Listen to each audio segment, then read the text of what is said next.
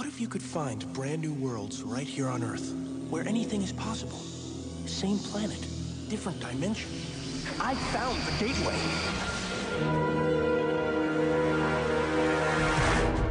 The Rewatch podcast presents the Sliders Rewatch, dedicated to the series Sliders on Fox and Sci-Fi Channel. Join us each week as we continue crossing the Einstein-Rosen-Podolsky Bridge and find ourselves in strange new worlds. Email your thoughts on each episode to the rewatchpodcast@gmail.com. Join us on Facebook at facebook.com/rewatchpodcast or on Twitter @rewatchpod.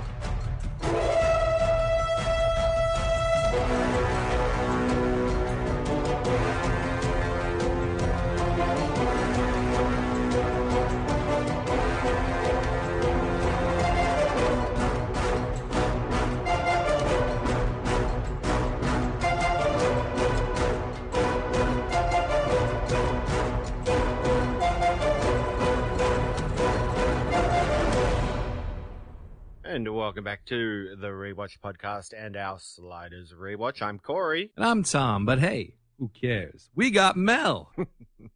Thank you for joining us again here.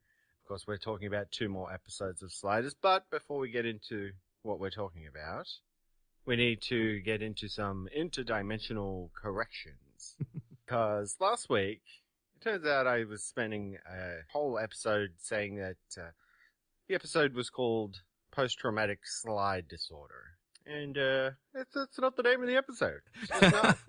And see, I wasn't sure when you said that. I was like, oh, okay, yeah, I guess that's it. I couldn't remember. I thought it was PTSS. And then I was like, oh, well, maybe it was. I just forgot, you know?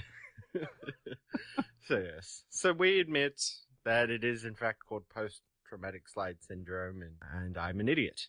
We're fallible. I know you guys thought otherwise, but we are fallible. Yes. We admit it here. We're coming forth and telling you right now. Yeah. It may happen again. So this is a brand new segment on the show, but hopefully we can get rid of it now and it'll never rear its ugly head again. Right. I guess really I need to make another correction because I just said that we're talking about 2 more episodes of Sliders. And in fact, today we're talking about 3 episodes of Sliders. Exactly. 3. It's a supersized episode of the Rewatch podcast. Yes, because we are rounding out Season 2. So we are going to be discussing In Dino Veritas, and then we are going to be talking about Great Fellas, and then capping it off with The Young and the Relentless. Our first episode, In Dino Veritas, written by Steve Brown, directed by Oscar L. Costo. This originally aired April 26, 1996. Who do you think these people are, Professor? It's a real puzzle, isn't it? On our Earth, man and dinosaur separated by at least 65 million years. Now, sliding is never time travel. So the real question is not so much who these men are, but what on earth dinosaurs are doing in the last twilight of the 20th century. Yeah, I thought they always preferred the warmer climates. Well, there's no conclusive evidence that they were cold-blooded. Perhaps they could live in any climate. Well, wasn't a comet supposed to have raised some kind of dust cloud that killed all the dinosaurs? Maybe it missed the Earth here. Possible. In any event, if dinosaurs are the dominant life form on this Earth, it'll be interesting to see what's happened to the humans.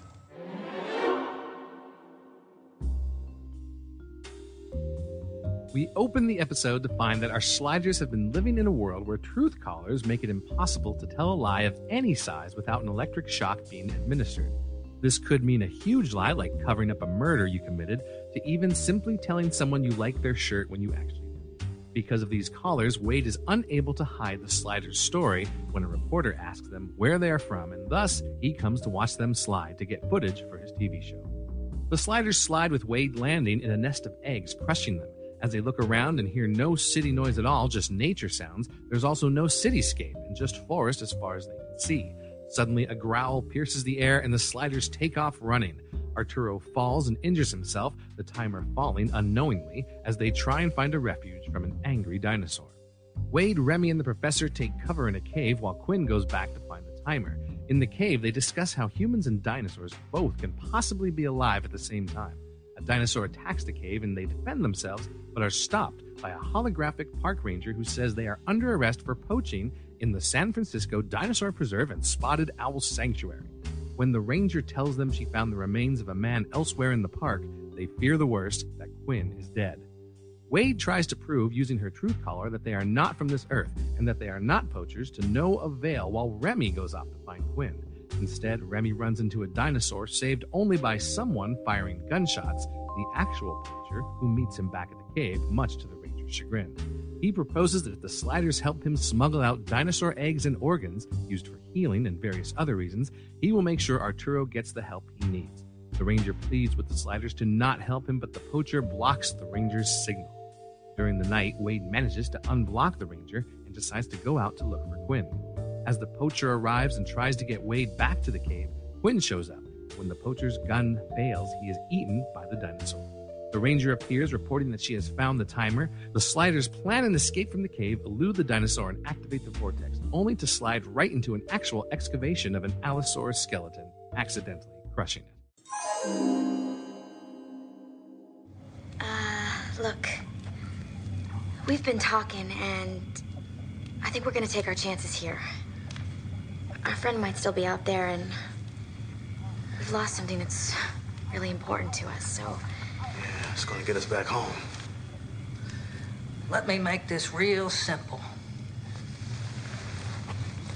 I've been out in front of those steps for over 16 months. But thanks to you, the Forest Service now has a photograph of me. I'll probably wind up on America's Most Wanted, all because I saved your life. So the way I figure it, you owe me. We are conscious of the debt we owe you, sir, and we are extremely grateful. What the hell is that? Nothing. He's just not feeling too well. Well, I couldn't care less how grateful you are. All I care about is I got $1 million worth of dinosaur parts in this cave, and I am not going to leave them here for the Forest Service. Now, are we clear about this? Yeah, perfectly. Let's get some sleep. We got a long day ahead. Alright, so we have a tiny little bit of trivia here. Not the onslaught that we usually have, but it's something. There's a little bit here. There was a lot of different like extra lines here and there that they added in. Nothing worth really reporting, just extended scenes here and there. Nothing that added to the overall story, really. But there were two big things in the episode that they took out. And the first one was the reporter that Wade talked to in the very beginning of the episode. We see him come up. You know, he's kind of a younger guy, you know, and he has his cameraman there. Originally, that reporter was supposed to be Geraldo Rivera, you know, the guy from the whole Al Capone's vault thing, you know, expose type thing. So it was supposed to be Geraldo. And the whole thing was supposed to take another path. Geraldo was going to slide with them. He was going to go into the next dimension with them because to him, this is an amazing story. And ratings, you know, got his eyes all aglow. So he was going to actually go with them to the next slide. And then in the early part of the episode, he was going to be eaten by the Allosaurus. So it was a different way of doing it. But I guess I don't know if they couldn't get Geraldo to sign on or what, but for some reason they abandoned that idea. Would have been funny though. Oh yeah, it was really quite interesting to read. So definitely check it out at dimensionsofcontinuity.com, the Lost and Found section. They had the whole like first act, I think, was just about Geraldo, and he's very dramatic. Like as the Sliders are walking, you know, he's narrating. He's like, "Our heroes are walking up the hill in search of wherever they are." You know, it was very well done, very well written, but for whatever reason, they decided to cut that out. Very good. The last thing that they cut out was at the very end. We have the Allosaurus coming to get Quinn, and he jumps and slides through completely safe. But in the original version, what they were going to do, the Allosaurus was actually going to smack Quinn. It was actually going to like reach him and smack him into the vortex, and then the Allosaurus's arm was going to get caught in the vortex. So when they landed in the next dimension, the Allosaurus's arm was like, you know, cut off, and it came through the vortex and landed next to them, you know, like bleeding and bloody and everything. And I imagine they cut that because of like effects. Allosaurus got tiny arms too. So. Exactly. Oh, look who's here. Where have you been? Trying to get them to authorize a helicopter. Who's he? His name's Quinn. He's the one we've been looking for. How about that helicopter? I'm afraid not. The Archaeopteri are in rut. It's just not a big enough priority. So we have to die so that baby Archaeopteryx can be born. I did find your timer, though. Great. It's where you set at the base of the hill. The readout says you still have about an hour and a half left. What about the Allosaurus? She's a patient hunter. She can wait you out for days. All this equipment. This guy's got to have something we can use. Those bottles. What are they? Attractants and repellents. Are they labeled? No, just different colors. Oh, God, this gotta be a repellent. Oh, no more so than this. Have you any idea which is which? If I could smell, I could tell you. Well, that's something we wouldn't want to guess wrong on now, would we? Flare gun and flares. The rope. The grappling hook. Wait a minute. That might work. All right, well, getting into our discussion of In Dino Veritas. So we open up, and they're on this world that has, I guess, some sort of legal policy that everybody has to wear a truth collar. Mm-hmm. And it zaps you whenever you tell a lie. And we sort of get information as the episode goes on, but it seems like the worse the lie, the worse the shock that you Right. get. And it can actually kill you. Oh yeah, it's a little scary. I'm glad we don't live in that type of world. I mean, I don't think I've told any like major lies, but you know, sometimes people are like, "Oh, how do I look? Oh, you look good." And if you don't really mean it, you're in big trouble. You know, a little shock there. It's like, "Oh, you don't like it?" No, I do. Oh, again, you know, it just that'd be hard to live in that society. I think this is an interesting aspect of this episode because, you know, you'd think that they would really try to focus on the dinosaur aspect of it. Right. But there are these just little things scattered throughout this episode. We'll get into a couple more of them as we go on. But yeah, I think this is a nice touch, and especially in a world where they're in so much danger. And I think it really impacts Arturo a lot too. It does. Yeah, just being able to sort of comfort people. Mm-hmm. So it's, you know, it's not necessarily a lie. It's you're just trying to comfort someone, and they can't even do that. I mean, there is a point later where he does, like he says to Wade, you know, that boy is okay. I feel it in my bones, and he doesn't get a shock. So he really does believe it, which is cool. What I was thinking about was for the truth callers. Now, this episode comes for us, you know, watching it in proper order. This episode comes after post-traumatic slide syndrome. If I was one of the sliders and we ended up on a world where we had to wear these truth collars, the first question that I would have said was, "Are you our Professor Arturo?" Because right there, we would have solved the whole thing, you know? And of course, you know, Fox, of course, switches things around. But yeah, you know, it's like, that would have been my first question right there. Hey, are you our guy or are you the other guy? That makes a lot of sense, actually. Yeah. Good thinking. But anyway, so, all right, we slide in away from the truth caller world, and Wade breaks an egg, a giant egg. Yeah, that's gross. She gets like this yellowy inside on her, and there's no San Francisco. There's no San Francisco, no sounds. It's just all forest. I'm not sure we've actually seen a world quite like this, you know? Right, I was Just thinking like about an that, undeveloped world. Right. I think we got like that tiny bit after the fever episode where they're in like a cannibal tribe. or yeah, something. that's right, But, right. Yeah, you know, it's about it of undeveloped worlds that we've seen. Yeah, really, at this point, we're thinking, wow, maybe they've landed in a place where humans never evolved. It's just dinosaurs, which is I was kind of intriguing. But I mean, going back to what you said about how they focused on the truth callers, not the dinosaurs, I think it's good that they went the truth caller way, because even though it'd be cool to see dinosaurs roaming all over the place, like their budget, they probably just didn't have it in them. You know what I mean? So focusing on like the truth callers and doing more character stuff rather than special effects stuff, that's why I like this episode, because they focused on that more than the fancy, you know, dinosaur graphics that we can do at the time. Because they had the one dinosaur, but that was it. Yeah, just the one Allosaurus, and even that looks a bit dodgy. Yeah, a little bit. A sci-fi show in the mid-90s with a limited budget, it's fine for what it is. Oh yeah, definitely. The thing that I thought was funny about this place they landed in, it's called the San Francisco Dinosaur Preserve and Spotted Owl Sanctuary. Like, where did the Spotted Owl come in?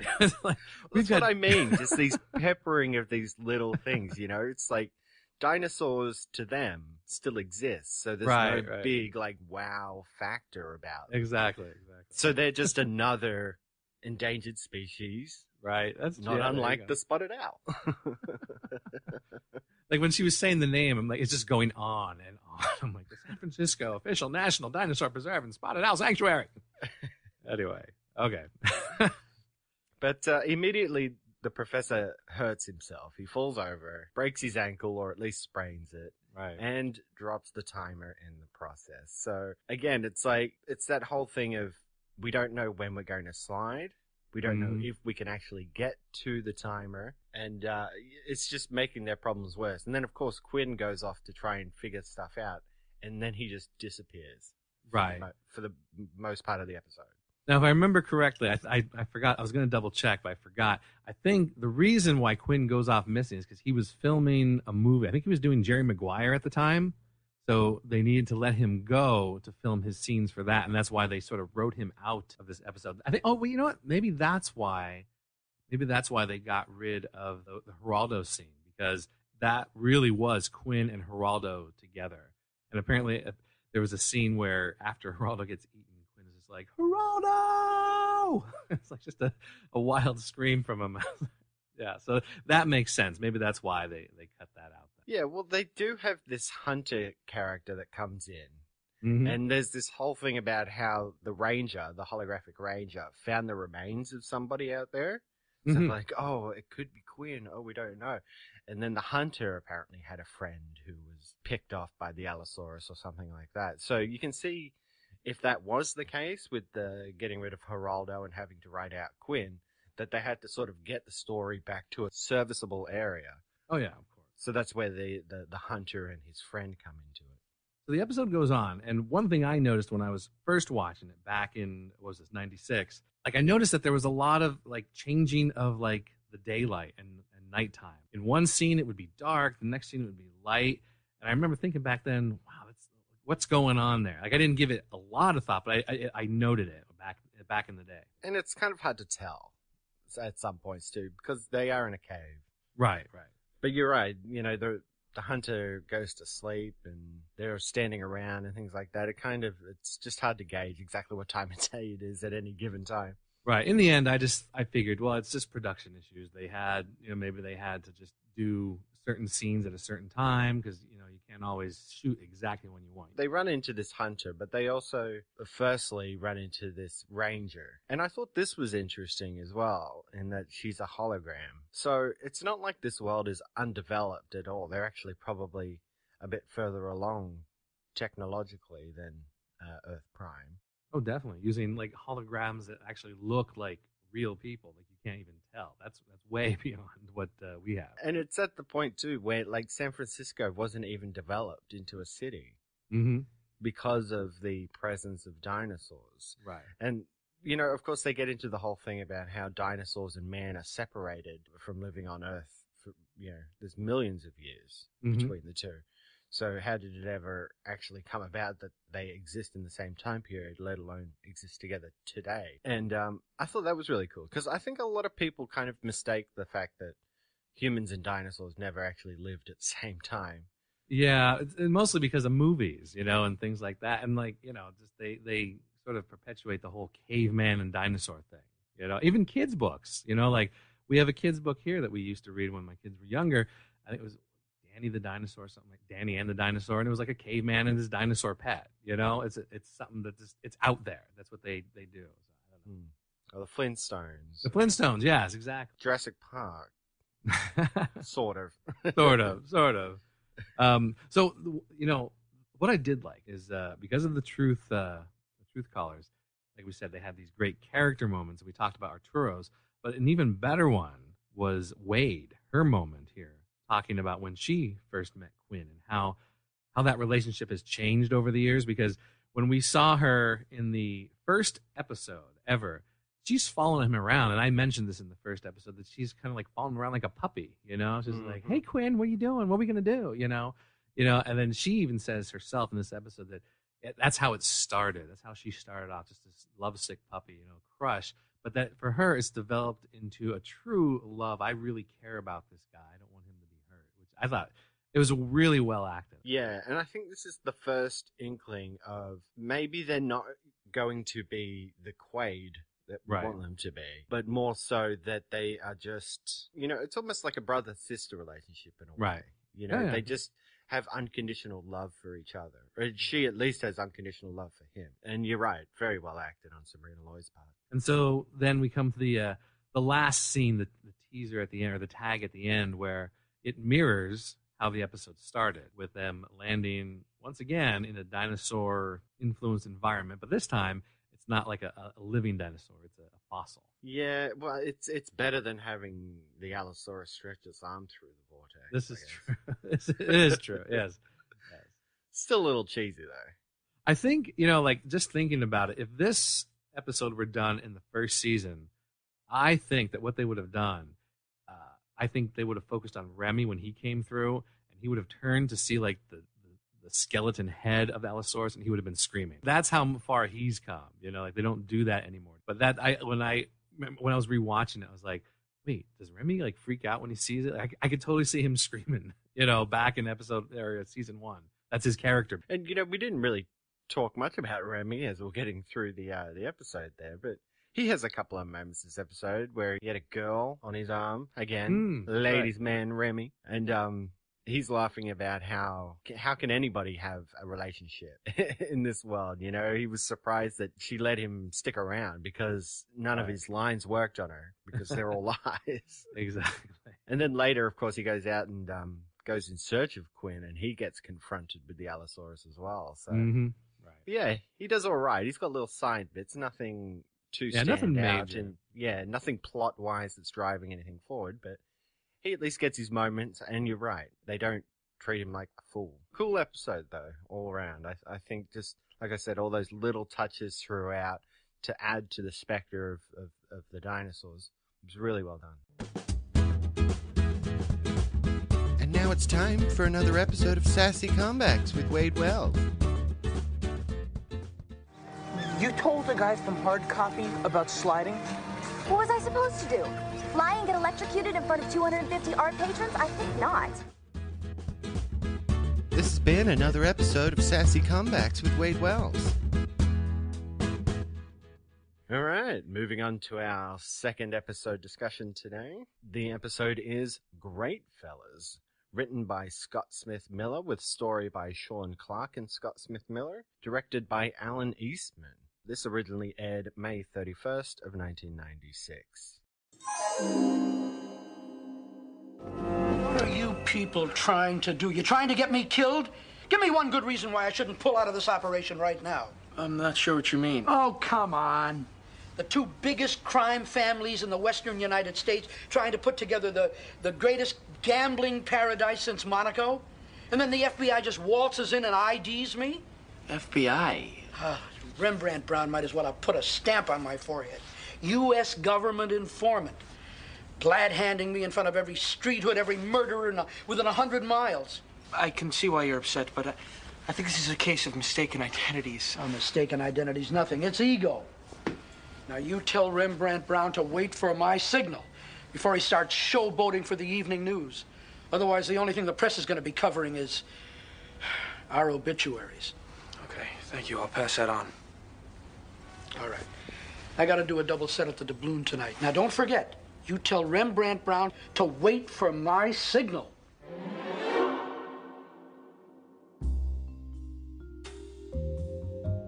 We start off with the Sliders ready to slide out of a world in which lawsuits are as common as eating and drinking, only to land in a dimension where organized crime has been taken to a much higher level. Bugsy Siegel, a renowned gangster on our world, managed to turn California into an even more over-the-top version of Las Vegas. Prohibition was not repealed, and all the famous gangsters grew rich making bootleg whiskey, eventually dividing the country into competing territories. Two of those families are hoping to create the biggest gambling paradise ever by marrying off the daughter of one family to the son of the other. As the Sliders slide in on the wedding, the mafia members recognize Remy. Remy thinks it's because of his celebrity singer status. Indeed, we find out that in this world, he is actually a crusading law enforcement agent trying to break up the crime families. And because he accepts their money as a token of appreciation for his appearance at the wedding, he has now corrupted this world's incorruptible Rembrandt Brown by taking a bribe. Quinn goes to see government informant Mel Torme to try and contact the real Rembrandt and his team of incorruptibles, but is pickpocketed, the dirty money stolen. Mel agrees to help him, but is seemingly killed when his car explodes. Quinn finds the girl who stole his money, and upon finding she lost that money gambling, he proceeds to count cards to win it back. Meanwhile, the intended bride has mistakenly come to Remy Prime for protective custody and with insider information about crooked politicians, something she discussed with Agent Remy previously, but obviously our Remy cannot help with. Arturo and Wade go to the FBI, housed in an old warehouse due to low budgets, which Agent Remy uses as an excuse for not helping the bride and the Sliders. They then go to Biaggi, who is running for governor, and receive his assistance, only to discover that Biaggi is also corrupt and on the take, handing them over to the crime families along with Remy and Quinn, who are apparently captured as well. Outside the building, Agent Remy listens in via a wire, and once they get admission of guilt from Biaggi, they bust in, and after a brief shootout, the day is saved and the Sliders leave. So this may be pure speculation, but I believe these criminals are attempting to ally California and Nevada in order to secede from the United States. The federal government will not be able to stop it short of civil war.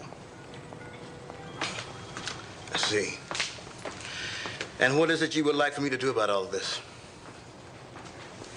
Well, for one thing, you could start taking us seriously.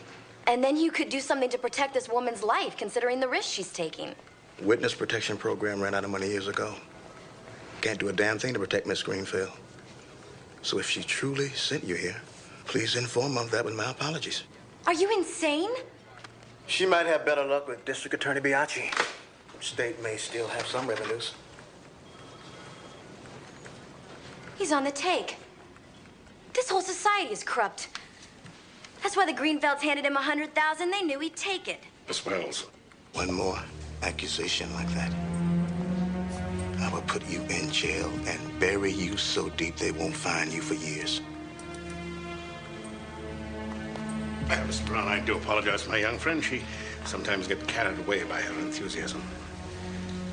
You two keep talking about these things, you're both going to end up being carried away in pine boxes. You're messing in the devil's playground here. Okay, so some trivia on this episode, a bit more than the last. Yeah, so if you noticed in the when they slide in, they're all like separated by quite a bit. They usually land close together, but in this one, they were all in different sections of the wedding. You know, still close, but not as close as they usually are. Originally, they were supposed to leap inside of a church. The wedding was supposed to be inside, and it was going to be part of a huge casino. So when you saw them walk out later, you would notice the church was part of the casino. And they were supposed to slide into the area behind the altar. So they would be shooting out from different sides of the altar from where everyone was standing. So they changed it for budget reasons, as what they said, but they wanted to try to stay close to the original idea of coming out from different sides of the altar. So that's why they're in these different areas. Because I thought that was weird too when I first saw it. Because they're not landing together like they usually do. Yeah, well, Quinn and Wade end up in the pool. Right. Remy exactly. smashes through the arch. Yep. And the professor's kind of just whatever. Yeah, and he's not even wet. He's not wet at all. I just remember looking at it and thinking, John Ray Davies didn't want to get in the pool. Just like when they had to run up the stairs, you know? It's like, I'm not doing that. I will stand right here. Yeah, so that was the original idea. There was some extra lines about Ronald Reagan and his Alzheimer's, you know, in our world, how it's different in this dimension. There was a bigger conversation between the two crime families. They were talking about how the wedding's going to bring them together, talking about who's the guy who ratted them out, you know, because Remy found them. And then Arturo goes on talking about how this world compares to ours, and he started talking a lot more about Reagan and the Soviet Union and the similarities of what happens there in our world. There was more conversation between Mel and Quinn about the robbery, so it's not just a simple thing where Quinn comes in and says, this happened. They actually went back and forth a little bit more. And again, you can read all these little extra lines that don't really change the story that much. You can read these on dimensionsofcontinuity.com. And now here, this is the best part. This is one of those scenes I wish they could have kept in. The girl that steals Quinn's money. Like at the end, we get this little tag, and this kind of goes with our discussion later, but it's a big part of the deleted scene, so we'll do it here. That girl, they have the tag at the end where she's sitting at the bar, and she looks remorseful. She looks sad about what happened with Quinn, and like I was always thinking, like I don't really care about this girl at all. Like why do we have this weird tag with her feeling sad or remorseful? I didn't get it. Well, apparently, originally, that girl was supposed to be Dalen Richards, that character from the, what was the name of the episode? Time Again and World. Is that the one? Time Again? No, it's the other one, isn't it? Was it? Because Time Again and World is the one that we're like, this is the one where time started going backwards as time goes by. Was it? Yeah, I don't remember it. Yeah, as time goes by. All right. So yeah, well, we said in the episode that we always get the confused. We do. And I still can't remember. Yeah, it's as time goes by. So yeah, that's the one it was. So yeah, it was supposed to be Dalen Richards, the girl in the bar, and Dennis, the husband from that episode, was going to be an FBI agent as well. So they were trying to bring back these recurring characters, which I thought would have been excellent because then, at the end when they do that tag with Dalen Richards, that tag scene would have had so much more impact if they had used Dalen Richards because you knew her already. Yeah. And in this episode again, Dennis was going to be a dick. He was not going to be a good guy. He was actually the one who took the money. Like Dalen got the money and then Dennis was going to take it and he was the one who's going to gamble it away. So he was just a jerk for the whole episode. So it's consistent with the way they've treated him before. So yeah, I thought that would have been great if they could have done that. There's a note in the script that says we need this guy who played Dennis, but if it's too much money, just get some local lowlife. That's what they said.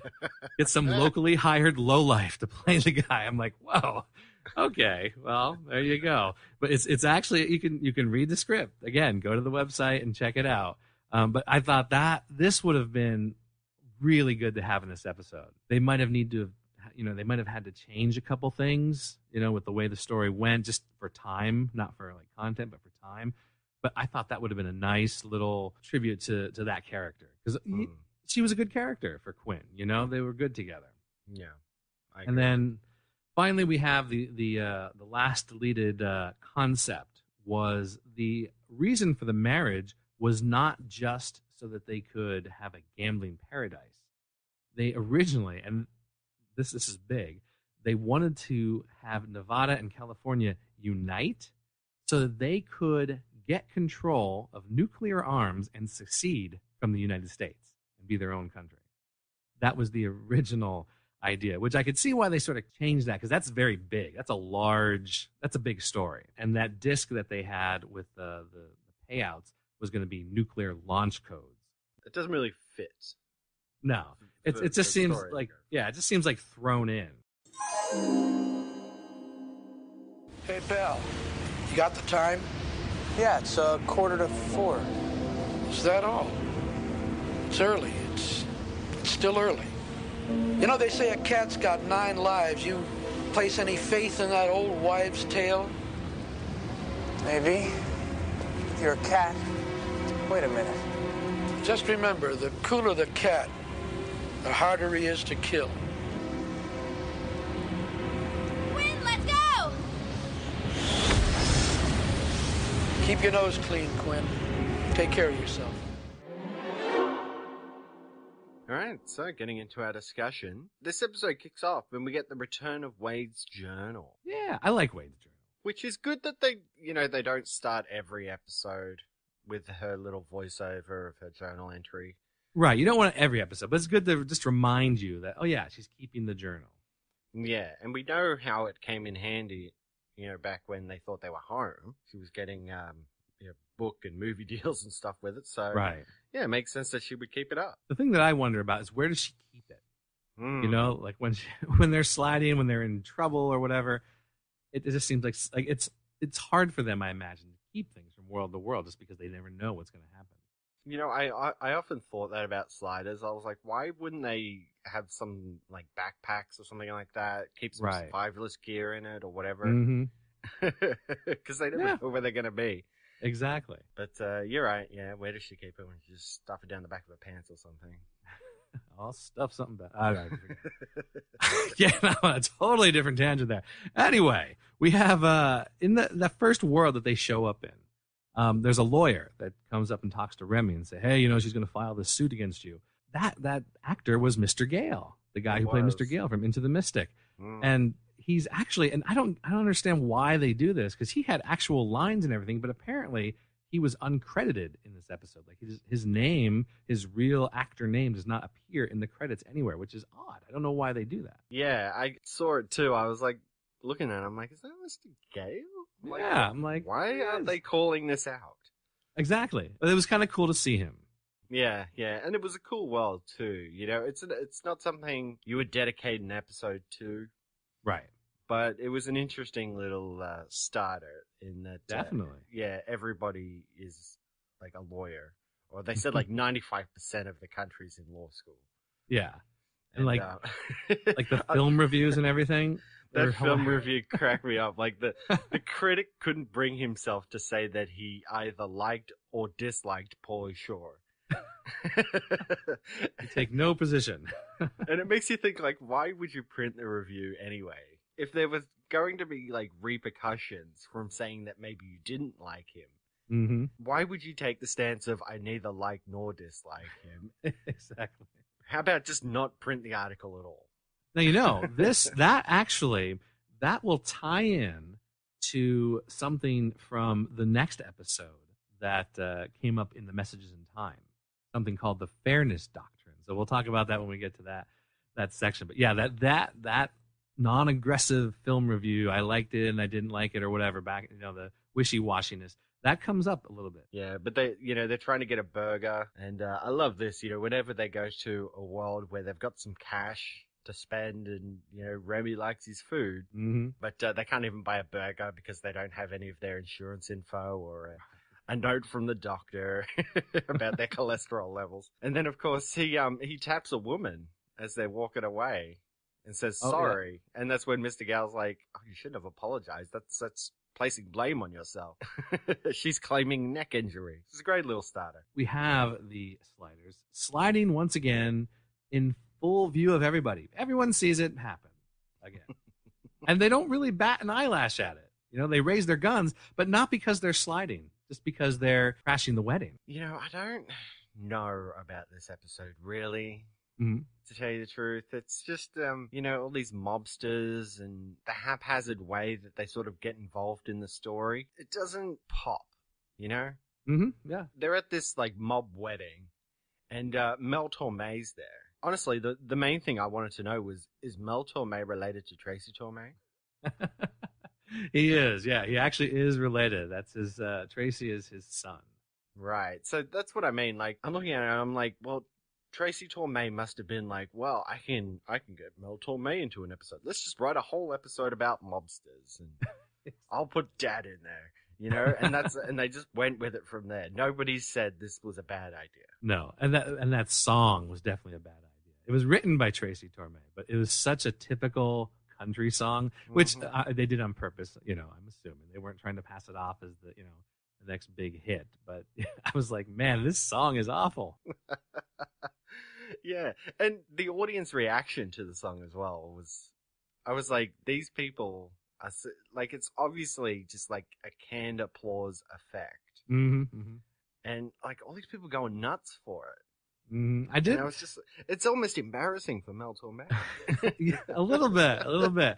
Although I will say, I did like the scat singing that he did in the country music style. I thought that was unique. You don't hear that very often. Like that. Yeah. Well, I'm not saying it was a bad song or anything. Right. Mel Torme didn't do it justice. I just thought the reactions from the crowd there were so fakey, and it just made it seem like they need to like pay people to like Mel Torme or something.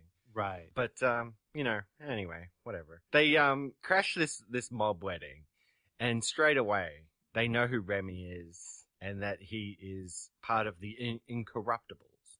And I love that Remy straight away is just like, oh, they must recognize me because I'm famous. The Incorruptibles, that's a great name for the group that I must be in. And he almost blows Mel's cover because Mel is actually working for the Incorruptibles, gaining info for them. So the Sliders arrive. They slide out, and they start walking out. And Arturo said something that I thought was just odd, and they never addressed it. But I was like, what was that about? Arturo's walking away, and he says, a bit of wobble in the wormhole this time, Mr. Mallory. And that was it. There was, Quinn never responded to it. No one made mention of it. I just wondered why they put that line in there, because it was a bit odd. They could have taken that somewhere. I don't know what they were thinking. If it was just a throwaway line or what. Well, maybe they were just trying to explain the reasons why Quinn and Wade ended up in the pool. Whereas Arturo and Remy went flying, and then Arturo just, I don't know where he ended up. He just sort of walks around and he's there. But yeah, maybe that's just their wave of the hand to have the reasoning why Remy went flying like that. That's true. But of course, we get into the story, and we get into all kinds of stuff about Remy getting bribed and pretty much ruining his alternate's reputation because they're called the Incorruptibles for a reason. They are part of the FBI, which is only small because this is a big mobster world. So you've only got this small little FBI agency. They have a reputation for being the ones who will go after the mob people. Right. They can't be bought off. Yeah, you can't buy them. You can't do anything. They are upholding the law. I kind of like Incorruptible Remy. Yeah, definitely. He plays it interestingly. I said later on in the notes here that Levant just kills it in this episode. He is really when you see him talking to Arturo and Wade, he is so dead on serious. He seems like a totally different character, completely different. It's not just another version of Remy. This is someone who grew up in a whole different world and has a whole different outlook on things. His demeanor, his delivery was so different. And, we get into the old history as well. And here, the old history is the Prohibition. Mm-hmm. It was never repealed. Yeah, so you don't just have Las Vegas anymore. It's all the way up the coastline and into California. And the mobsters became so powerful because people wanted, alcohol. So who has it? Just the mobsters. So they gain money, they gain power, and so the country, the country still has states, but the different regions of the country are ruled by these different mob bosses now. That was a neat alt history, I think. And I love the take on Vegas. A lot of people make jokes about Vegas, about how you can find a poker machine anywhere in Vegas. Right. And there's one scene where Quinn's on the phone and he hangs up, and the phone itself is a poker machine as well. Right. He just dials it. Hey, didn't win. Oh, well. Yeah. You get one phone call and a pull.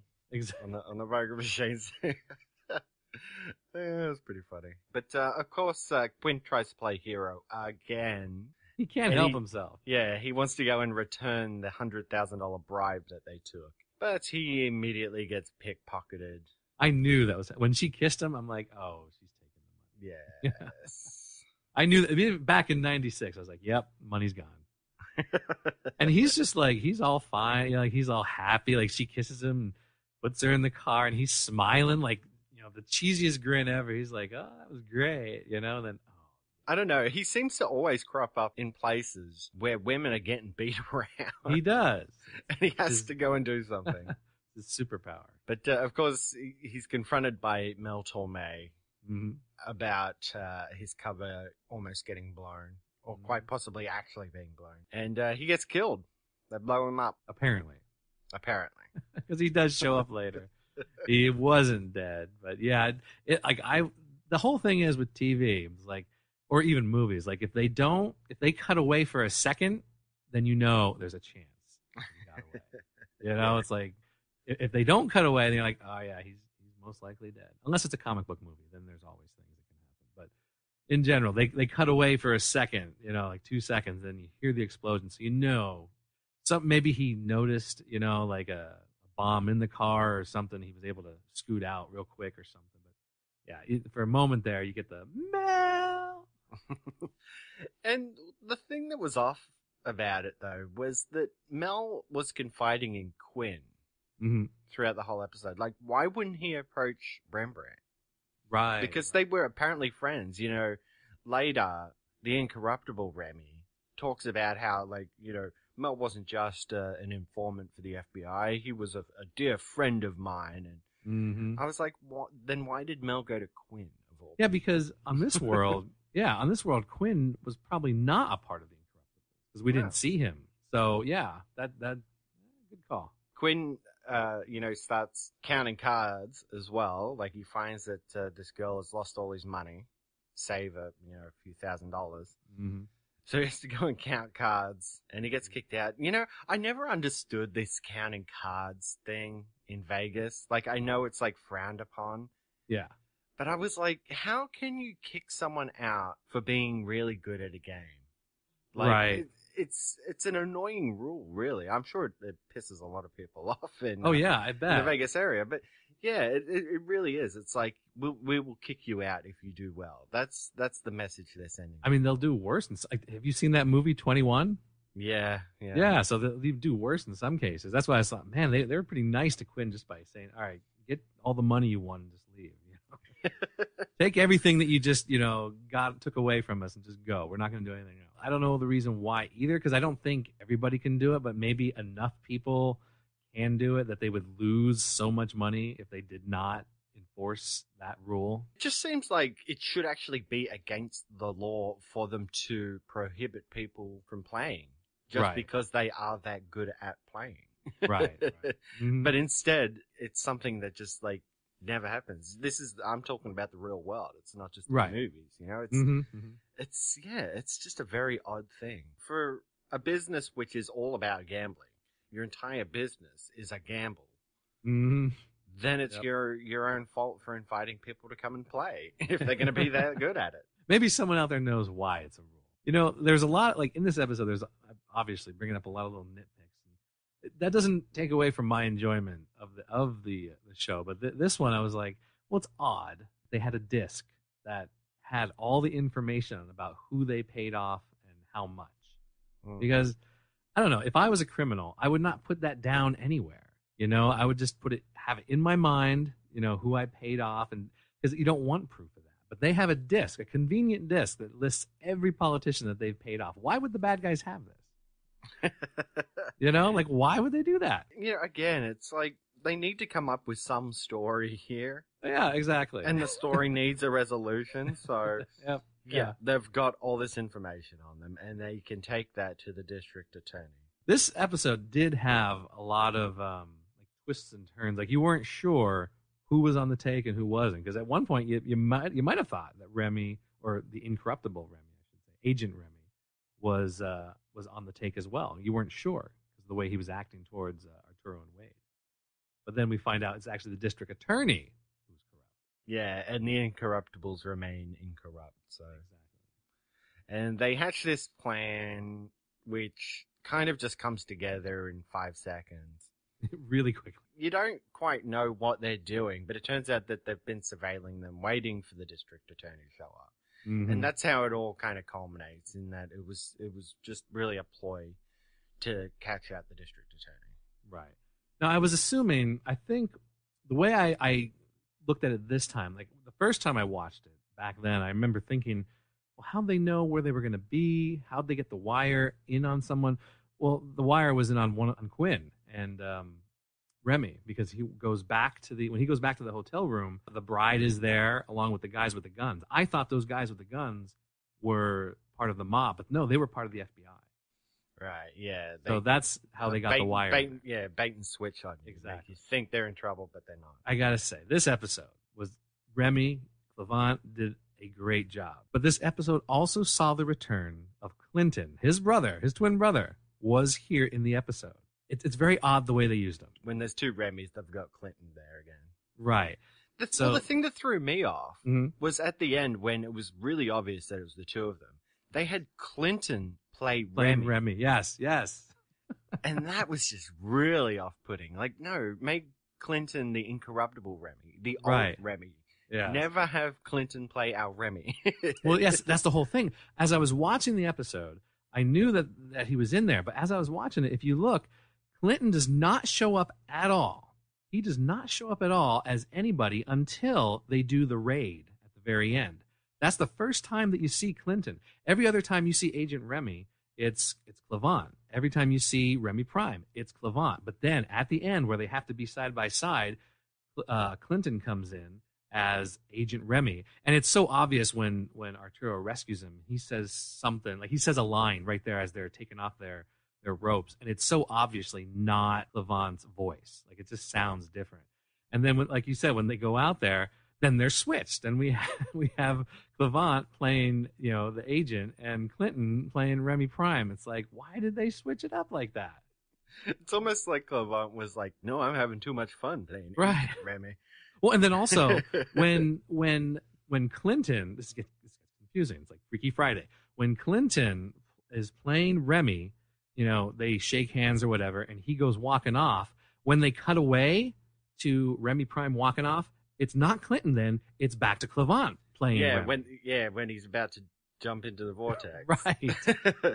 It's like, did they think we were going to notice? Because I noticed back then. I was like, that's weird. Is that? Oh, yeah. Still off-putting. And then, of course, we already said Mel did not die. And we talked about the tag ending, which to me, on original watching, was like, that's just weird. I don't care about this girl who stole his money. What is the big deal? But it makes much more sense when you think about, oh, that was supposed to be Dale and Richard. So there's an obvious reason why they had that tag ending in there. Yeah. I was like, yeah, whatever. Like, why you gonna send her some money? And she turns out to still be a swindler anyway. Well, yeah, exactly. But if it was Daylin, I think you'd have been like, oh, I see, I get it. Quinn still has that soft spot for her. It would have worked better. If only. Yeah, and Mel not being dead. Again, I was like, whatever. Yeah. There's this monologue, and he's like, yeah. He really could. I mean, it was cool that they got Mel Torme, and they probably did get a little bump in ratings because of that, like publicizing that. But I don't know. Like, it could have been anybody, really. And, we did talk about it at the beginning, but they really talk up Mel Torme as well. Yes, they do. What was it? They tried to call Sinatra, but hey, we've got Mel. We got Mel. That's all we need. Whoa. We got Mel. Hey. So yeah, it's not the best episode of Sliders, unfortunately for me. Right. No, it was okay. It's just, it wasn't one of my favorites. Hello, Sliders fans and Rewatch podcast listeners.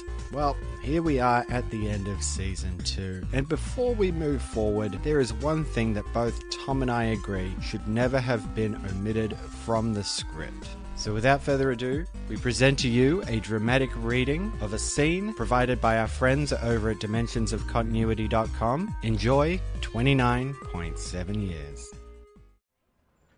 Man, that is the last time I do a good deed. The crying man gave that woman his all, and look at the thanks he got. Now, what was that about the timer? It's been badly damaged.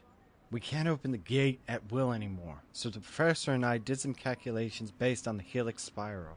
Felix who? Helix. It's a 10-dimensional form of Witten's index theorem. Oh, that. It suggests there will be a single window of opportunity on each Earth we visit, a moment in time when the weakened powers of the gizmo will still allow us to access the gate. The window he's referring to will be different on each Earth, mere minutes till it arrives on some, several months on others. So you're saying we may have to wait months on some of these worlds before we can try and get home again? Correct. We've re-rigged the timer to serve as a countdown device, telling us how long till the window on each Earth we visit. What if the window comes and goes and we never access the gate? Well, in that case, Mr. Brown, I'm afraid it's 29.7 years to the next opportunity. So that is a mistake we cannot afford. We must always be sure to be together at the appointed time. Or else. We're lucky we didn't miss the window on this world. How far to the commune? About 45 minutes. If we obey the speed limit.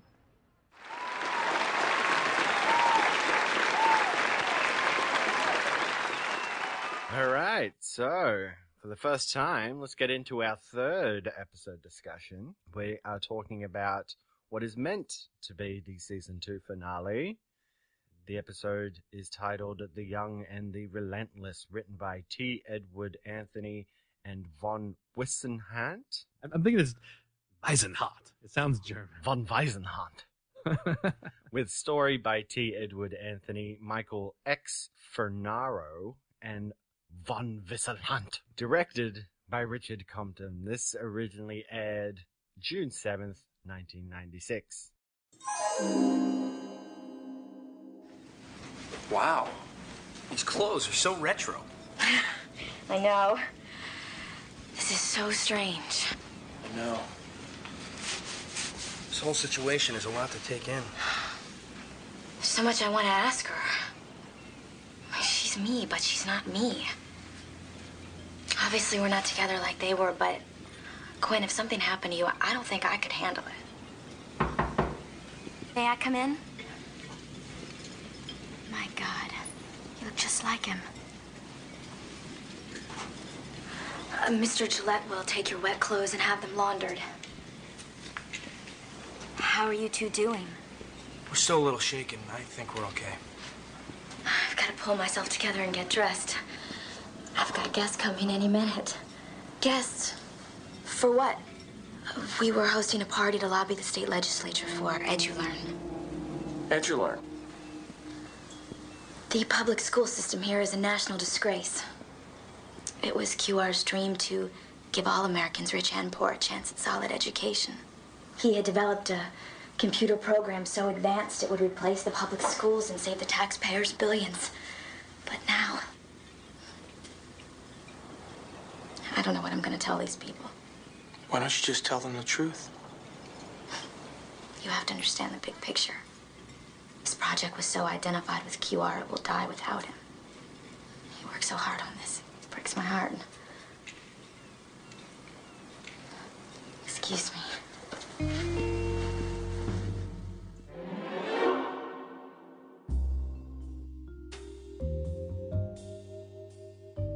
Our heroes slide into the backyard of a very expensive-looking house, only to find its owner, QR, face down, drowned in the pool.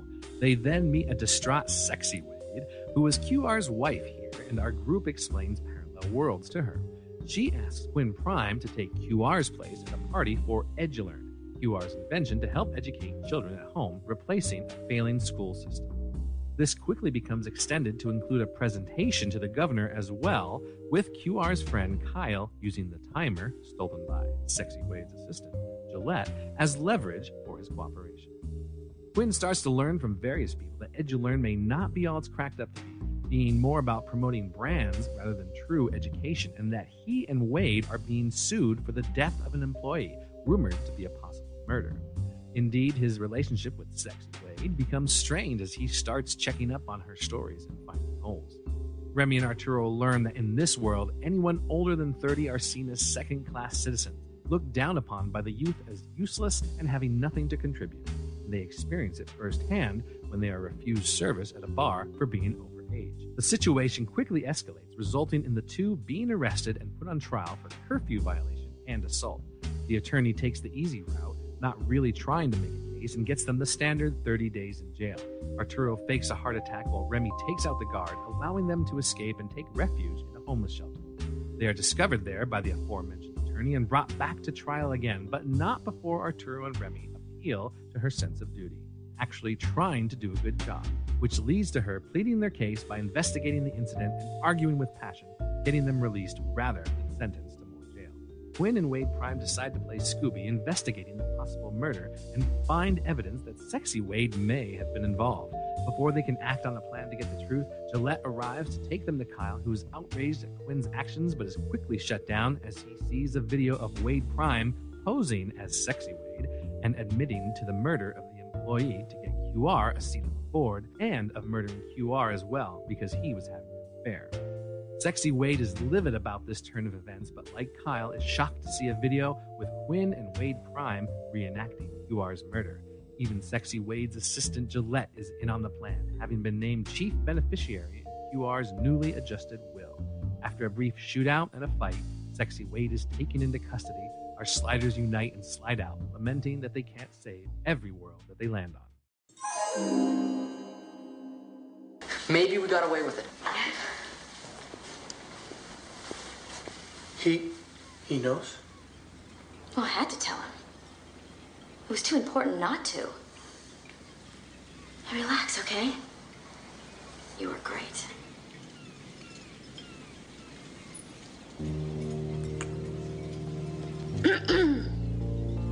Quinn, shouldn't we be going?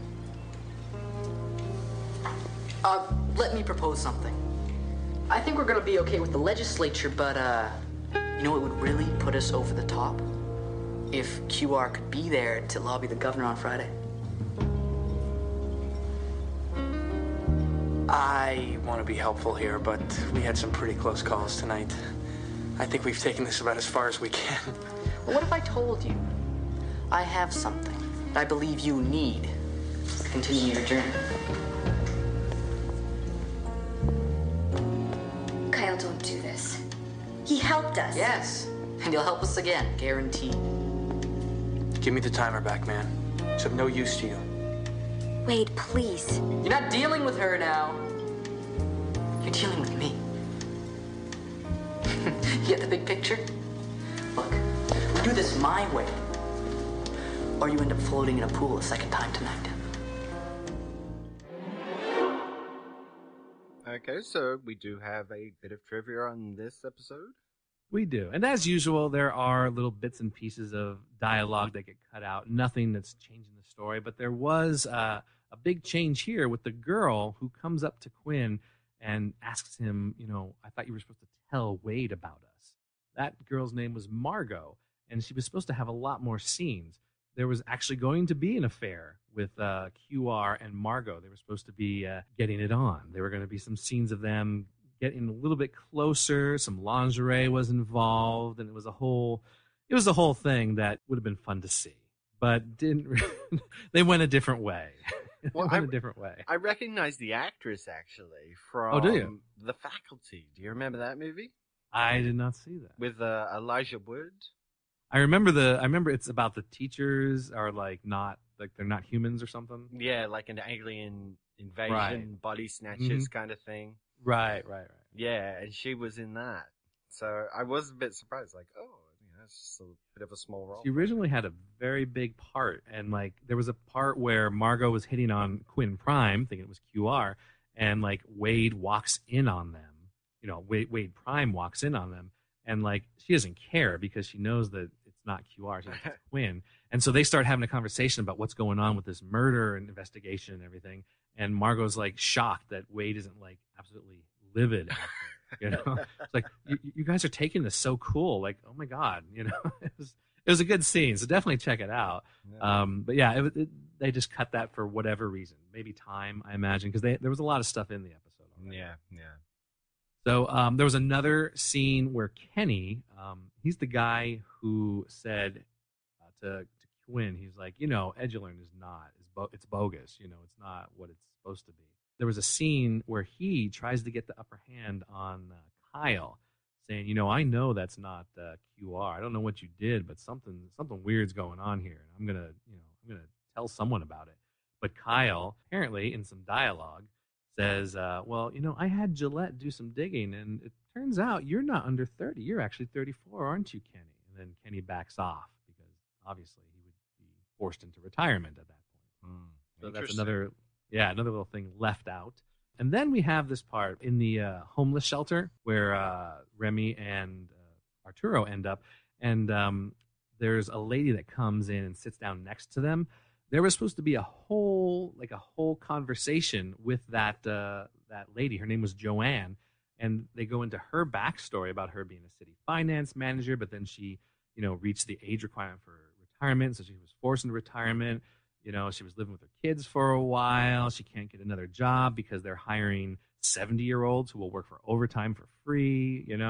So there was a whole thing with that, which I thought was kind of neat. But obviously, just for time, we don't need to introduce a whole nother character. There's one more part that I had to mention, because when they come back into the courtroom, he says, what do you plead? And Arturo says that he pleads guilty, but with an explanation. And then Tiffany, our lovely attorney, comes in and says, can I say something in the original script, there was an explanation that Arturo was giving, and it was great. So it's on dimensionsofcontinuity.com. Just real quick, I've got to do this. He says, "Guilty, sir, but with an explanation. We are guilty of having faces filled with lines and wrinkles. Guilty of aging to perfection like a fine wine. On my world, we also have a society that tilts shamelessly toward the shallow virtues of youth. The point is, youth has its virtues, energy, cleverness, but with age comes wisdom, and with wisdom comes compassion and mercy. I ask you, Your Honor, to use your good judgment, but temper it with mercy." And then the judge sentences to, go back to jail. So it didn't really work, but I could totally see, John Rhys Davies, just delivering that as he does perfectly. Yeah. All right, then. How do you plead? Guilty, sir, but with an explanation. Your Honor, may I approach? Tiff. What's up, babe? The buzz is you no longer represent these antiques. She still represents me, Your Honor. Your Honor, new information regarding the original charge of trespassing has come to my attention. According to Article 3, Section 5 regarding eating establishments, I quote, "Signs refusing service are required to be posted in a location clearly visible from the exterior of said establishment. As you can see from this photo, the lamplighter has no such sign. There was no way my clients would have known they were overage. So therefore, I request the charge of trespassing and all related charges be dismissed." Bummer. Looks like you're right. Nice work, Foxy Lady. Girl, you just pulled a rabbit out of a hat. Em, seems like I owe you a favor. No, guys. I owe you. What you two said at the shelter, it really opened my eyes to a few things. So I hit the books and did some digging. I guess when you're up to your ass in alligators, you tend to forget that your job is to drain the swamp.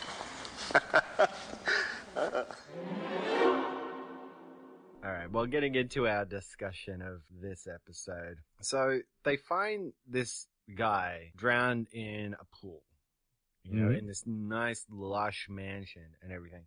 And it's Quinn. And, I love the actual opening shot of Quinn floating in the pool as well. Because, although it kind of spoils the surprise when they finally get him out of the pool, it was a really nice shot. Oh, yeah, definitely. They quickly get involved in what's happening. Again, it's a little convenient that they slide right into the backyard of Quinn's alternate. But, here in this episode, I can look past that because the story's interesting and it actually gets pretty suspenseful as it goes along. It does. There's a lot of twists and turns in this one, too. The first big one, Quaid is for real in this Quaid world. is for real. Oh, yeah. It's so good. It's so good. Finally. What people have been saying all along. You get to see that, sort of. And I will say that Sabrina was just awesome in this. Like, her two characters, Wade Prime and Sexy Wade, they are completely different characters, just like Remy and Agent Remy in the last episode. Really did a great job. And, this is what, we didn't get a lot of in the first season.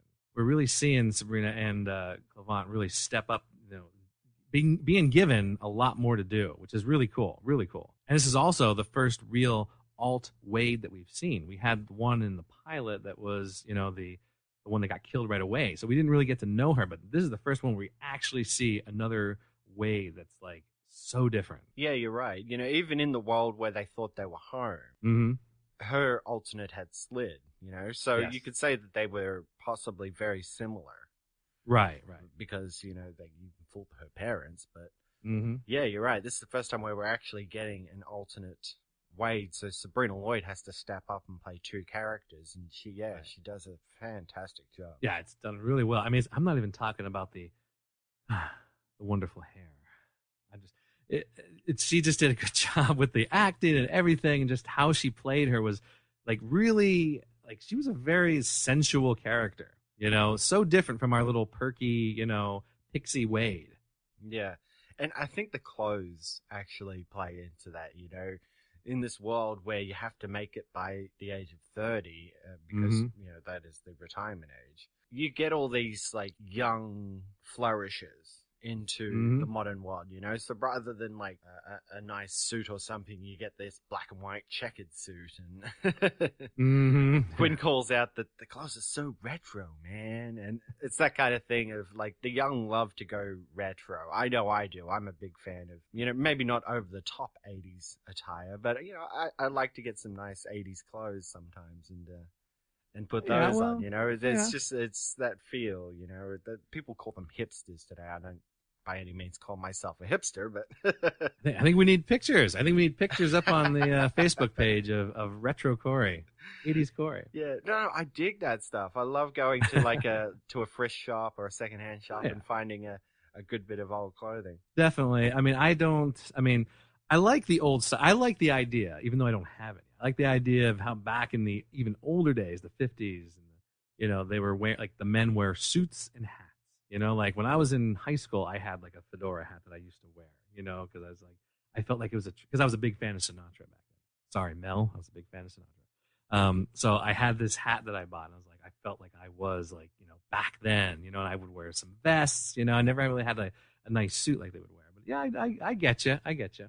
Yeah, so I think it's a great touch for the episode because, well, not only do you get like an old style, a retro style for their just casual wear, but, you know, when they're at a party or in the office or something like that, it's kind of a bit over the top. And that's kind of what young people do, you know, we love to do stuff like that. When they mentioned the whole age 30 thing, the first thing my mind went to was, is this kind of a tribute to Logan's Run?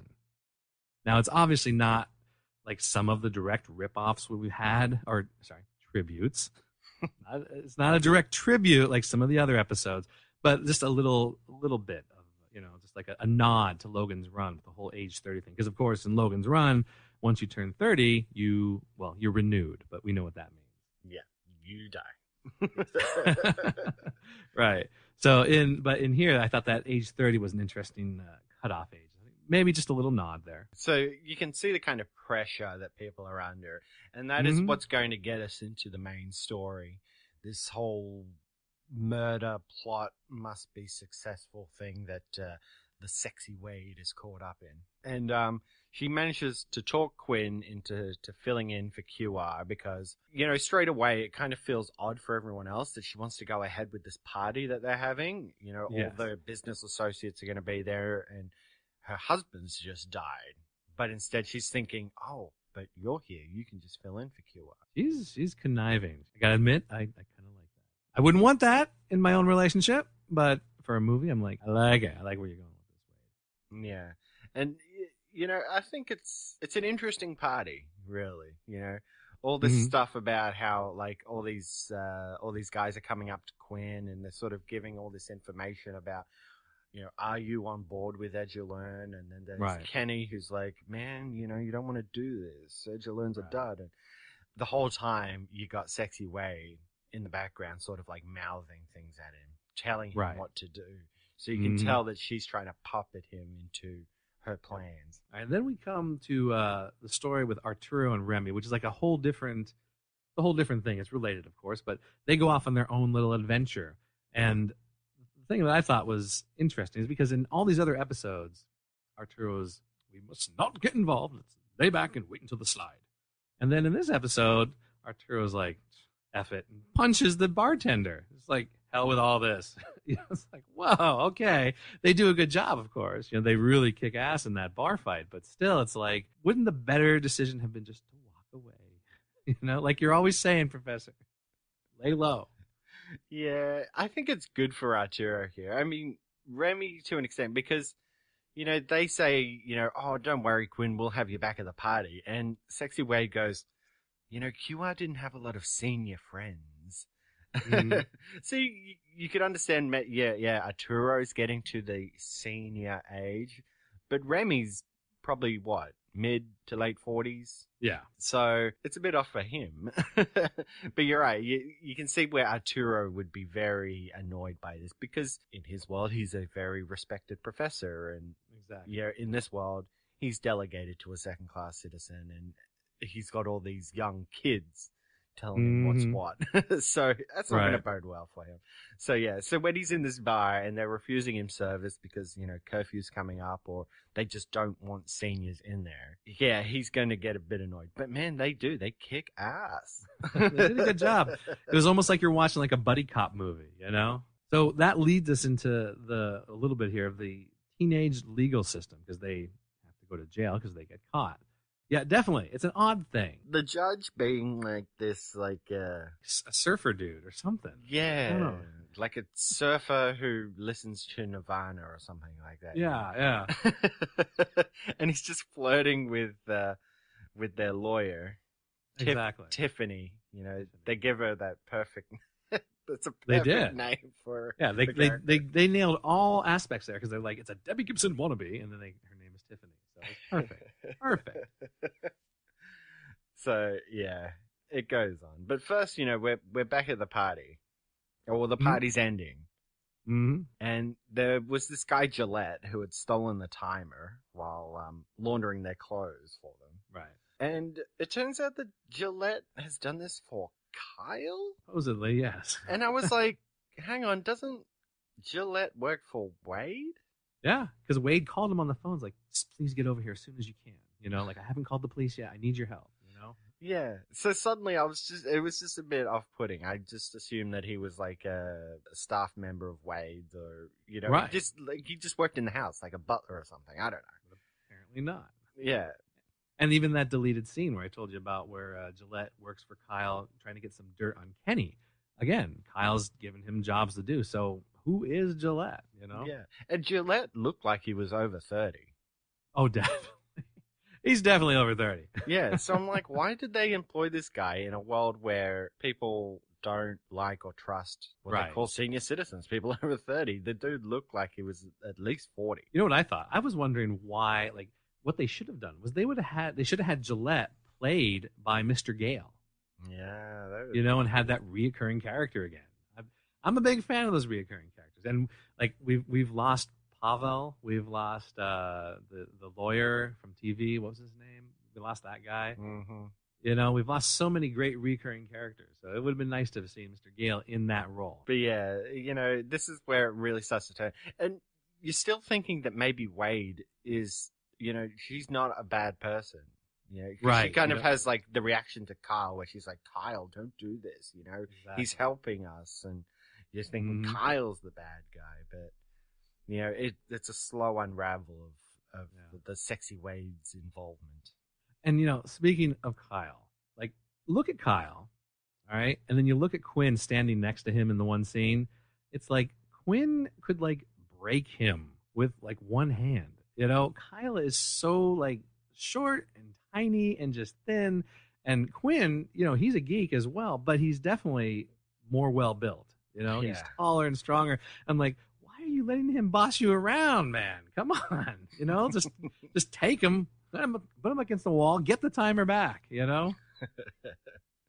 Yeah, but convenience. Anyway, so we're back to Arturo in the homeless shelter. And the woman comes up and sits down next to him. I just thought this was a neat little touch. And because Arturo stands up when the woman comes over to sit down, which is what, you know, good manners and everything. That's what you're supposed to do when a lady comes. You stand up and wait for her to sit. There's, you know, I thought that was a neat little thing to throw in there. Gives Arturo a little bit of class. I loved how they ended up there too, is that he faked a heart attack. Right. And again, they kick some ass. Like, oh yeah, they do. They do. And Remy picks the handcuff locks too. Uh-huh. I know. I mean, it could be like a whole nother series, you know, Remy and Arturo on the run or something. Really good. Yeah, it is kind of cool that they team them up from time to time. Remember back when we were saying, you know, when they were really starting to develop Remy's character, when they were on the prison in San Francisco, and he and Arturo have that scene with the guy calling him fish. Right. It's kind of like where that kind of team up was started. Definitely. Of Remy and Arturo together. So, yeah, I'm trying to remember if we get more of it moving forward. I can't remember. Because if we do, Arturo left. Yeah, if we do, it's not going to be for much longer. Anyway, you know, moving on. They're in this meeting and they're talking about Edgelern, and it is the dumbest invention ever. Yeah, it's pretty bad. It's pretty bad. Unless they were showing us like a kindergarten version or something, Yeah, it was really bad. Yeah, it is just an outright advertisement for Impact Cola. Not even subtle advertising whatsoever. I mean, these people need to work on subliminal advertising of some kind, because this was just dumb. Right. So I can understand why Quinn calls it out. Mm-hmm. And Wade tries to sort of, catch the ball and roll with it, where she's like, yeah, it needs a bit of work. I'm with you, QR. Still trying to play up the good guy angle. Oh, yeah. I wonder what the real QR thought about the whole thing. Because it's just so bad. It's obviously, Impact Cola. If I have 5 bottles of Impact Cola and I drink 1 bottle of Impact Cola, how many bottles? It's like, oh, really? That's pretty. I think I can figure that one out. There was an episode of The Simpsons, and I think it was the first time they actually looked into the future, and you saw future versions of the Simpsons characters. And it was Troy McClure pretty much doing the same thing. He's like, if I have 2 Pepsis and drink one Pepsi, how much more refreshed am I? That's what it made me think of. And the little girl's answer is just, Pepsi? Yes, partial credit. Yeah, I mean, it makes sense. I mean, the advertising of Impact Cola, because they said in there that the funding was from Impact Cola. They paid for them to actually research, EduLearn and put it into effect. So it's where they're getting their money from. I can understand they've got a failing school system, but replacing it with this would be the dumbest idea in the world. But, at the end of the day, Quinn and Wade kind of figure out the whole ruthless plot and how the sexy Wade was probably in on it. She may have actually even killed QR, or at the very least had Gillette do it. But then it throws me off because they actually get Gillette in on blackmailing Sexy Wade and make him the beneficiary of QR's will. And Gillette even says, well, I know where QR's body is because I put it there. And I was like, whoa, man, like, you are a bad dude. Why are the Sliders working with you and rewarding you? Ugh. Right. Well, I thought it was a good turn, though. I liked the idea that, it was definitely good that, because I was thinking, like, how can they get out of this? I had a feeling that they would do the whole switcheroo, with Quinn and Wade acting out as, their alternates. But I was like, how are they going to actually do this? And so the Gillette never occurred to me that they would use him that way. Yeah. Don't get me wrong. I love how they wrap it all up. They make videos and things like that with confessions, and then fake the fight in the pool where she whacks him over the head. And I love that Kyle says, "Please, that's not Wade, that's her double in a bad wig. I can get people in here to verify this, video forensic experts and stuff like that." I'm like, who cares if you can get video forensics in here? They're the same damn person, you idiot. This isn't computer-generated trickery. Right, exactly. Try all you may. But, at the end of the day, I thought the plot was good. They get out of it. It still sticks with me that they did the deal with Gillette because he was a bad guy, but whatever. Right. And it feels like a better season closer. Yeah, it's just, and especially the line about what the professor says, that you can't save every world that we go to, obviously.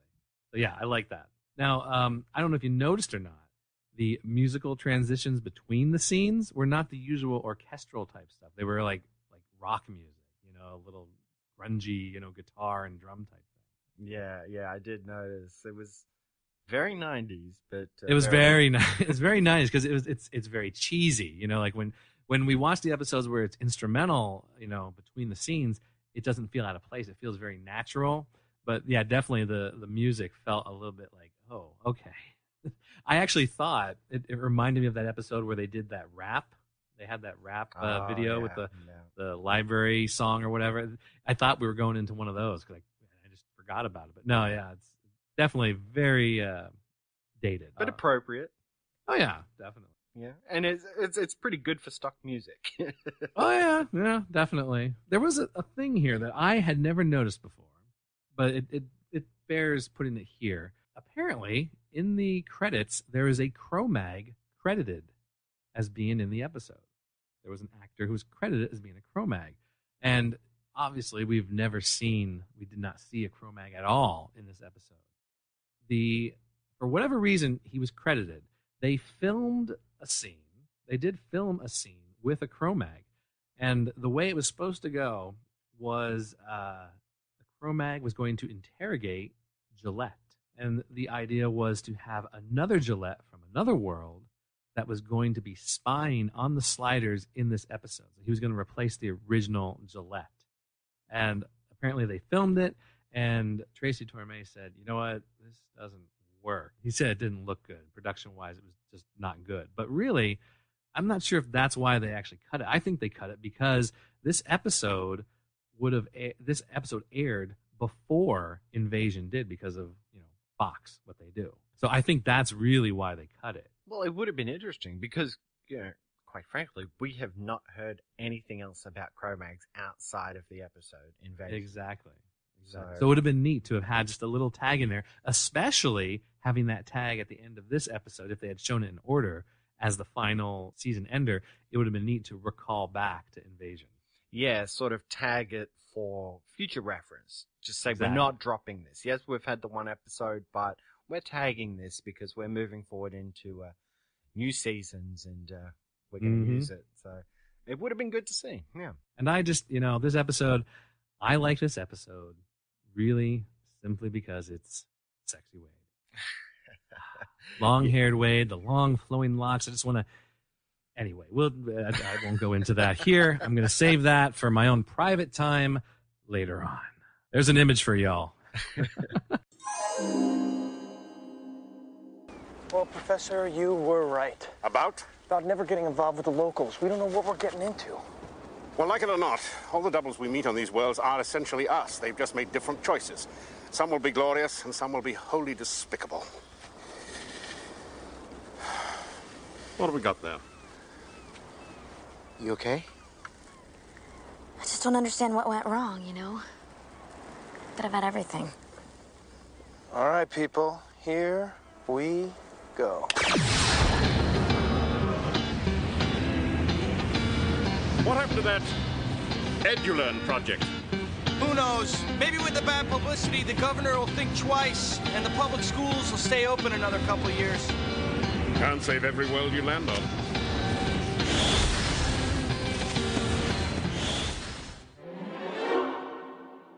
All right. Well, let's move into some messages in time. All right, so we'll start with messages in time for the young and the relentless.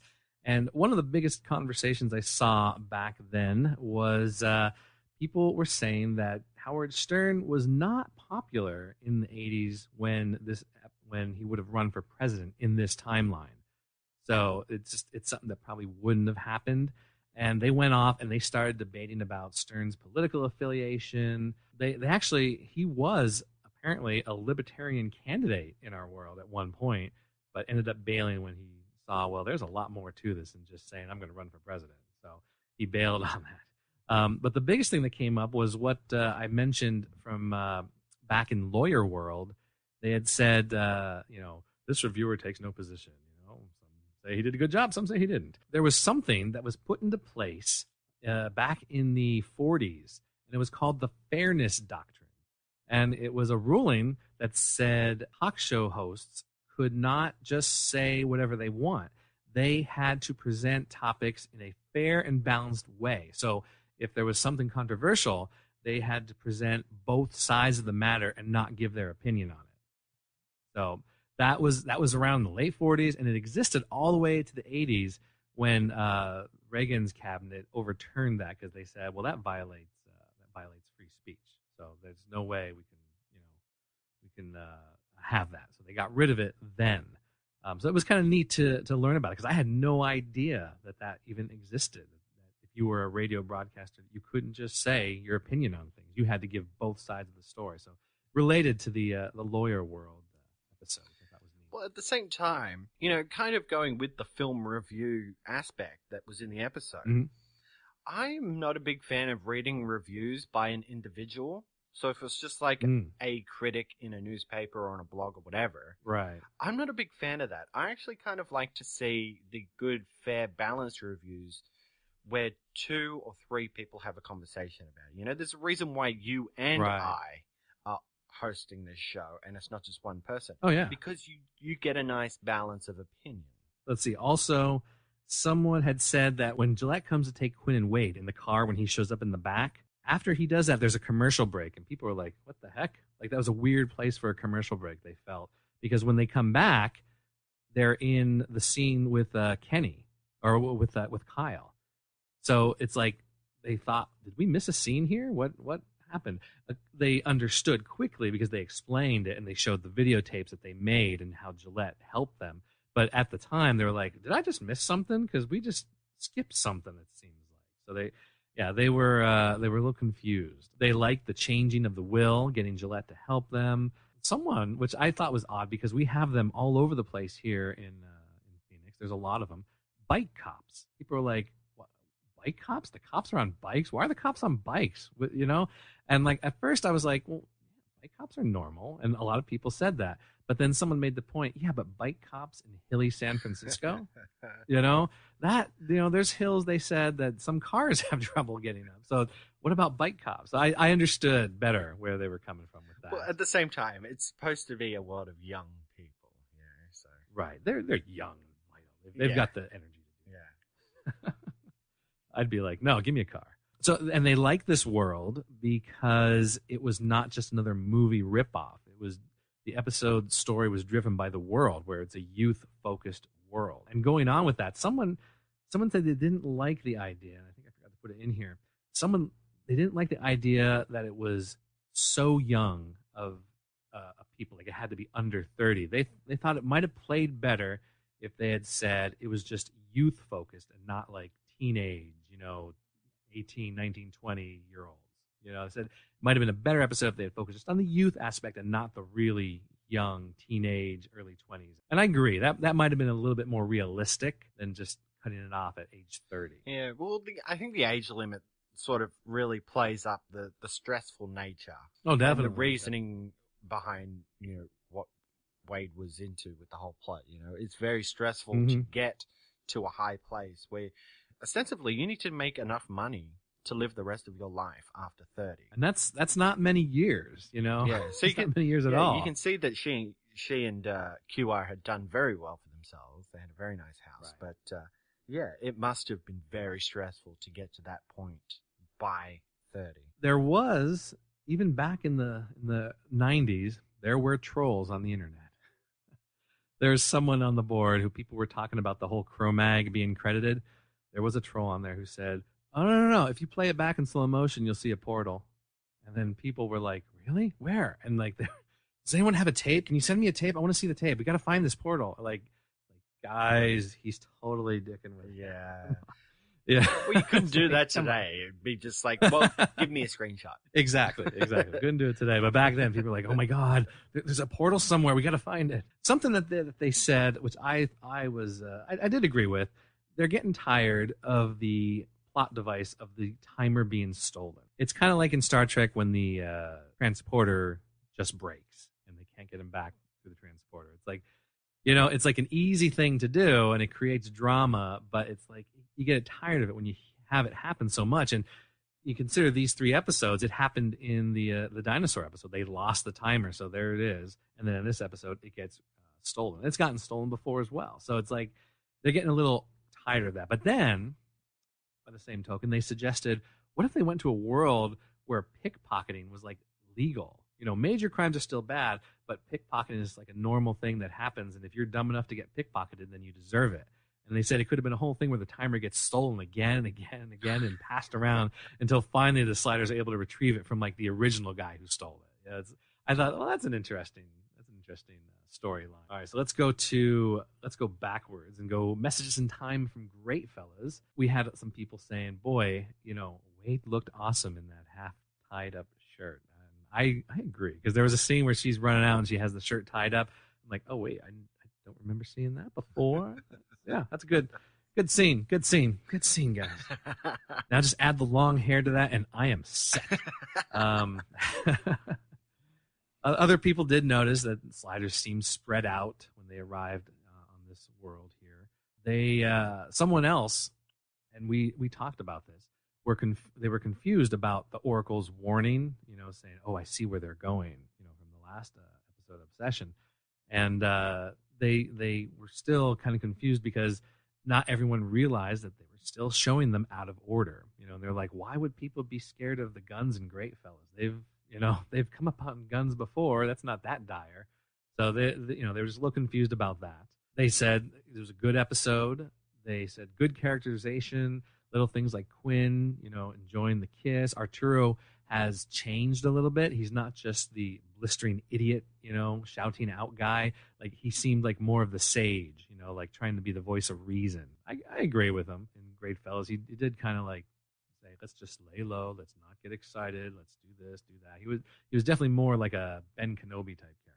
They mentioned the worst country song ever, of course, written by Tracy Torme. There was some conversation of that. People wondering how did he survive the explosion. They like that the fact in Greatfellas, they didn't save the world in 2 days.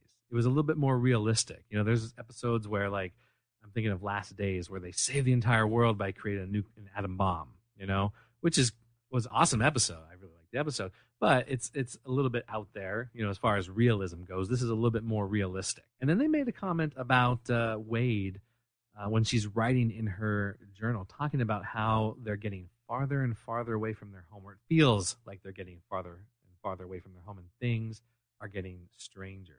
And they said it seems like, the show is getting a little bit different because they're getting away from the alt history, and they were talking about some things that, in the future, like how far different are they going to go, which, as we know, they go pretty far different. So yeah, it was interesting that they said that, because that was an interesting thing that Wade wrote, that things are getting stranger and it feels like we're getting too far away, like we're not going to find our way home.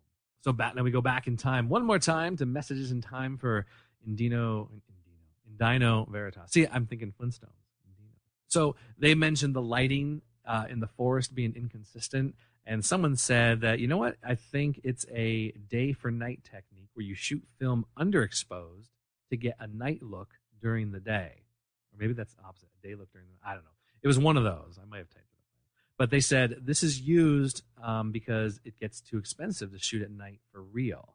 So they use this technique, and that could explain, why some of the lighting is a little bit different. Because I know there was one scene where one of them was in the cave, and it just seemed, I don't know, it just seemed really dark, and I know it's a cave and all, but then like outside it was like bright light. You'll see the day for night look a lot in like old James Bond movies. Okay, so I never knew about it, because I like movies and I like watching them. I do watch special features from time to time, but I don't pay attention to the real technical aspects of things, So it was neat to learn. This was a neat idea that someone had. They suggested more two-parter shows with less slides.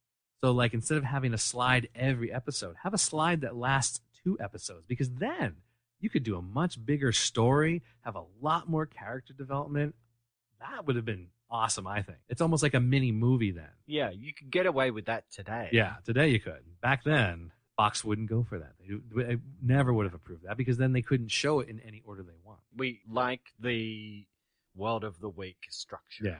Or something. Exactly. Yeah, that's how they did it in the 90s. So. Yep. Now, someone else said this was a good episode because it was a good balancing between as they said, quote, mindless, mouth-foaming environmentalist liberalism and thoughtless, greed-driven exploitation. That's a quote right there. Because you got the ranger who's all about preserving the environment, and I didn't think she was over the top, but it was pretty forceful. Like she cared more about that than she did humans. And then you have the poacher who is on the other side of things, like greed, driven by greed, what he can sell, what he can get for these parts. So they liked the idea. It was a good back and forth between the two, they felt. And the poacher, they thought, was an interesting character. He had his own code of ethics that he stuck to. Like he would take care of them. If they helped him, he would make sure they get the help they deserve. And then finally, This was, if you enjoyed the truth caller aspect of the episode, someone suggested reading this short story by Randall Garrett, and it's called The Best Policy. And in that one, the lead character, the protagonist, is forced to tell the truth, but he manages to mislead his captors by choosing exactly what truth to tell in response to what they're asking him in the interrogations, I guess. So I have not read it, but if you're into, like, you know, where you have to tell the truth and you're not able to lie with those truth callers, maybe check out that story, The Best Policy. You might enjoy that. And that's interesting. You know, you're not lying. You're just not telling the whole truth. Exactly. So we also have the hologram. And I had not noticed this because, again, when you come down to nitpicking things, it can be annoying. You know, like if you are going to nitpick every little thing, you could sap the enjoyment of the episode out for you. And I know people like this. Like I know a lot of writers on Facebook, and they nitpick some things, and I'm like, man, you just sit back and enjoy it, you know? Like, it's fun entertainment, you know? It doesn't have to be exactly scientifically accurate down to the last, last thing. So people were talking about the hologram and saying, well, you know, every time she goes by a bush, it moves, and when the vortex is going off, her hair is blowing around. So, you know, it really didn't work. And then they said, you know, a hologram is really an image. So, you know, the hologram shouldn't be able to see or hear anything, really. We can see and hear it, but it shouldn't be able to react to our sliders like it did. I'm like, well, I get what you're saying. I understand, you know, but it's like, you know, just enjoy it for what it is. Yeah. Are they really going to spend the time and the money shooting the actress against a green Exactly. screen and then putting her in later? And especially that episode, because you know they spent the budget on that dinosaur. You know, they didn't have anything left, so. Exactly. She's there. She's actually in the scene. Right. She's not actually a hologram. Get over it. Exactly. Get over it. But you're right. I think the one that threw me off the most was the hair blowing from the vortex. And see, I just never noticed this. That's I don't like. I'm analyzing sliders now, obviously more than I ever did before. But even then, I look at those things and I don't see that part of it. You know, most of my nitpicks I think mostly are more about story. You know, it's like, well, why would they do this instead of that? You know. Not the little things like, oh, wait a second, her bow was on that side of the head. Now it's on this side of the head. What's going on here? You know, the hat was over there. Now it's over there. I don't really notice those things. Okay, so we do want to remind you that, of course, we do have our Messages from Earth Prime segment. So if you ever want to send us your thoughts on the episodes we're discussing each week, or even retroactively go back and talk about the ones we've already talked about, we would love to hear from you. And we're going to give out our contact information shortly. But before we do that, we do want to mention that next week we are kicking off season 3. Can you believe we're at season 3 already? Man, I know. We're getting there. We're getting there. Yeah. So the first 2 episodes we will be discussing Double Cross and Rules of the Game. And we are still keeping with our theme of putting them back in order. This is still a Fox-produced season. We won't be getting away from that until next season. Right. So, yes, those are our first 2 episodes, Double Cross and Rules of the Game. All right, so that is it for this episode of the Rewatch Podcast. You can keep up with listener interaction by liking our Facebook page at facebook.com/rewatchpodcast and follow the show on Twitter at rewatchpod. You can also visit our webpage at rewatchpodcast.podomatic.com, which has some of our favorite links there, such as Dimensions of Continuity, earthprime.com, and the active forum over at sliders.tv. Definitely check out sliders.tv because I post on there, Cory posts on there, and we get posts from a bunch of people on that forum there. So definitely sign up, get involved over there. It's pretty active, especially for a show that's 20 years old. And remember, you can always write us an email or record a voice message and send it to the rewatchpodcast@gmail.com. Also, if you've enjoyed the show, please consider giving us a rate and review on iTunes. We do love a 5-star review. But hey, if you think we're worth it, then give us that much. But you're worth it, Cory. You're totally worth it, buddy. Otherwise, maybe consider not giving us a review if you're not going to give us 5 stars. Just putting it out there. No pressure. No pressure. But that helps out with the, of course, people finding the show. Definitely. And getting more of that listener interaction that we love. Mm-hmm. All right. Well, that was a marathon episode for us. It was. I'm sweating. God, dripping off. Jeez. Okay, well, it's time to get out of here. So until next time, in business or in love, a little hypocrisy is necessary to grease the wheels. We gotta slide. The Rewatch podcast is not associated with NBC Universal, St. Clair Entertainment, Fox, or Sci-Fi Channel. The use of any and all copyrighted material is only for parody, news analysis, critique, or educational purposes, as provided in United States Code Title 17, aka Fair Use. Music provided by Kevin MacLeod at incompetech.com. Copyright 2015, The Rewatch Podcast.